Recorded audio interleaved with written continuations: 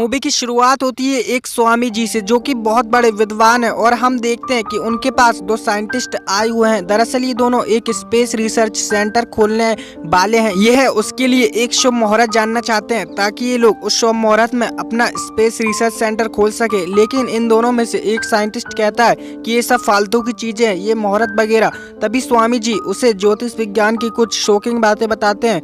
वह ये बातें सुनकर दंग रह जाता है और तभी उन दोनों में से एक साइंटिस्ट स्वामी जी से पूछता है कि जिस तरह साइंस में एक महान इंसान होता है, क्या उसी तरह इस ज्योतिष विज्ञान का मास्टरमाइंड कौन है। तभी स्वामी जी कहते हैं कि यहाँ एक ज्योतिष है, वो मेरा ही शिष्य है, द ग्रेट विक्रमादित्य। तभी हमें दिखाते हैं विक्रमादित्य को, जो कि अब इंडिया छोड़ चुका है और विदेश में जाकर रह रहा है। विक्रमादित्य लोगों का हाथ पकड़कर उनका फ्यूचर और पास्ट दोनों बता सकता है।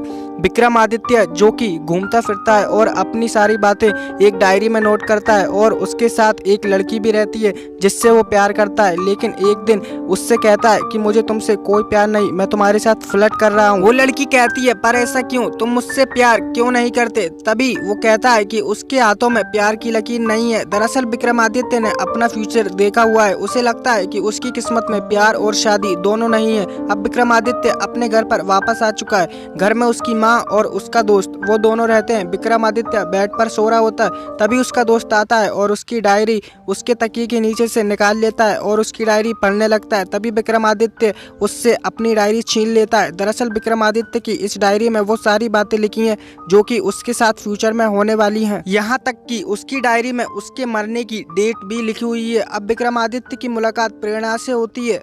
विक्रमादित्य को उस लड़की से पहली ही नज़र में प्यार हो जाता है। मूवी में हमें रोमांस वगैरह और बाकी की चीज़ें दिखाते हैं। अब हमें अगले सीन में दिखाते हैं कि गुरुजी विक्रमादित्य के घर पर आए हुए हैं। दरअसल उन्होंने एक बुक लिखी है जिसका नाम है पाल मिस्ट्री 99% साइंस, मतलब ज्योतिष विज्ञान 99% ही सही है। तभी विक्रमादित्य कहता है कि गुरुजी ये क्या है, आप इतने बड़े ज्योतिष विद्वान होने के बावजूद भी अपनी ही बुक में कह रहे हो कि पाल मिस्ट्री 100% नहीं, केवल 99% ही सही है। तभी गुरुजी कहते हैं कि कोई भी 100% सही नहीं हो सकता। वो कहते हैं कि अगर भगवान पहले से ही सब कुछ लिख चुके हैं तो हमें सोचने की शक्ति क्यों दी। तभी विक्रमादित्य कहता है कि हमारा सोचना भी पहले से ही लिख चुका है। दरअसल विक्रमादित्य ज्योतिष विद्या को 100% सही मानता है और वह इसको मद्देनजर रखते हुए यह भी मानता है कि उसके नसीब में ना तो शादी है और ना ही प्यार। अब हमें अगले सीन में दिखाते हैं कि विक्रमादित्य इंडिया के सबसे अमीर आदमी जिनका नाम आनंद चौधरी है, उनका फ्यूचर देखने के लिए उनके पास आया हुआ है। विक्रमादित्य उनके हाथ की लकीर देखता है और कहता है कि आपका इंटरेस्ट पॉलिटिक्स में है, लेकिन आपका यह सपना कभी पूरा नहीं होगा क्योंकि आपके नसीब में पॉलिटिक्स नहीं बिजनेस है। वह कहता है कि आप अपने पिता की कंपनी को टेक ओवर करोगे 28 नवंबर को।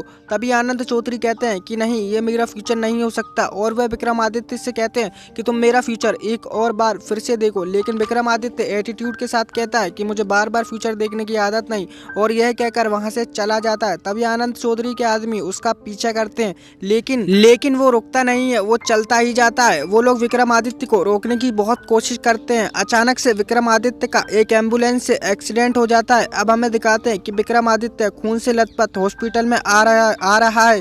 हॉस्पिटल के लोग उन्हें खून से लथपथ देखकर हैरान रह जाते हैं। तभी अचानक से सामने से प्रेरणा आ जाती है और कहती है कि ये तुम्हें क्या हुआ। तभी विक्रमादित्य अपना हाथ दिखाते हुए बोलता है कि ये सब लिखा हुआ है। प्रेरणा उसे जल्दी से अस्पताल में एडमिट करती है। अब विक्रमादित्य खतरे से बाहर है और अब वह सही हो चुका है। विक्रमादित्य बेड पर लेटा होता है। तभी वहां पर प्रेरणा के चाचा आ जाते हैं जो कि बहुत बड़े डॉक्टर है। वो विक्रमादित्य से एक्सीडेंट की वजह पूछते हैं।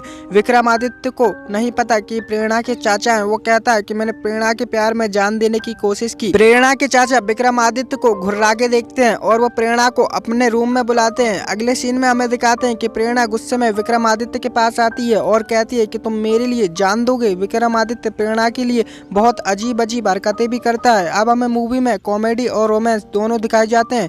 तभी एक दिन विक्रमादित्य और प्रेरणा एक ट्रेन में बैठकर ट्रेवल कर रहे होते हैं। तभी वहां पर बैठे हुए एक अंकल जो कि जानते हैं कि विक्रमादित्य लोगों का हाथ पकड़कर भविष्य देख सकते हैं, तो वो बेटी का भविष्य देखने के लिए विक्रमादित्य से बोलते हैं। दरअसल उनकी बेटी स्पोर्ट में जाना चाहती है। वो चाहते हैं कि विक्रमादित्य उनकी बेटी का भविष्य देखे। बहुत जिद करने के बाद विक्रमादित्य उस लड़की का फ्यूचर देखता है और कहता है कि थोड़ी देर हाथ देखने के बाद विक्रमादित्य बोलता है कि इस लड़की का स्पोर्ट्स में कोई भी फ्यूचर नहीं है, पढ़ाई पर ध्यान देगी तो ज़्यादा सक्सेसफुल होगी।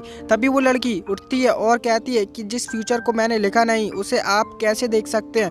गुस्से में ये बात कहकर वहाँ से चली जाती है। तभी ट्रेन के सभी लोग अपना फ्यूचर दिखवाने के लिए अपने अपने हाथ आगे करते हैं, लेकिन विक्रमादित्य को ये बिल्कुल भी पसंद नहीं होता। वो प्रेरणा को लेकर ट्रेन से उतर जाता है। प्रेरणा उससे कहती है कि मुझे नहीं पता था कि तुम फ्यूचर भी देख सकते हो। तभी अचानक से विक्रमादित्य रुक जाता है और कुछ सोचने लगता है। वह देखता है कि उसने ट्रेन में जितने भी लोगों का हाथ देखा उन सब की ट्रेन एक्सीडेंट में मौत होने वाली है, और अगले दिन ठीक वैसा ही होता है जैसा विक्रमादित्य ने सोचा था।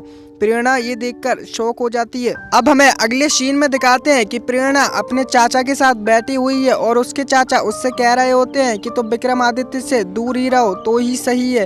उसके चाचा उसे विक्रमादित्य के खिलाफ बहुत ही बातें बता रहे होते हैं। तभी हमें अगले सीन में दिखाते हैं कि विक्रमादित्य और प्रेरणा दोनों एक नाव में बैठे हुए हैं और एक दूसरे से बातें कर रहे हैं। तभी प्रेरणा विक्रमादित्य से कहती है क्या तुम मेरा फ्यूचर देख सकते हो, और अपना हाथ आगे बढ़ाती है। विक्रमादित्य उसका हाथ पढ़ता है और कहता है कि तुम्हारा फ्यूचर बहुत ही ज़्यादा ब्राइट है, तुम्हारी ज़िंदगी में खुशियाँ ही खुशियाँ आने वाली हैं और तुम्हें तुम्हारा प्यार भी मिलेगा और तुम्हारी उम्र बहुत ही ज़्यादा लंबी है। इस दौरान प्रेरणा की नाक में से खून निकलने लगता है। विक्रमादित्य उसे फौरन अस्पताल ले जाता है। उसके चाचा उसका इलाज करते हैं। तभी विक्रमादित्य प्रेरणा के चाचा से प्रेरणा के बारे में पूछता है कि अब उसकी हालत कैसी है। तभी उसके चाचा कहते हैं कि तुम्हें प्रेरणा की कंडीशन मालूम नहीं है, उसे रेयर ट्यूमर है और इस बीमारी का कोई इलाज भी नहीं। अब वो 2 या 3 महीने की मेहमान है।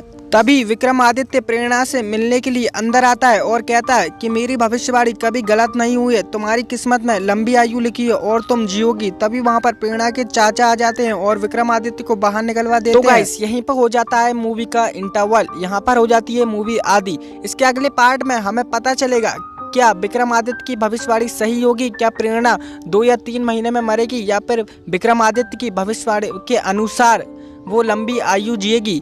इन सारे सवालों के जवाब आपको मिलेंगे पार्ट 2 में। तो उसके लिए हमारे चैनल को करें सब्सक्राइब ताकि पार्ट 2 सबसे पहले आपके पास पहुंचे। चलिए मिलते हैं अगले पार्ट 2 में, तब तक के लिए टाटा एंड गुड बाय।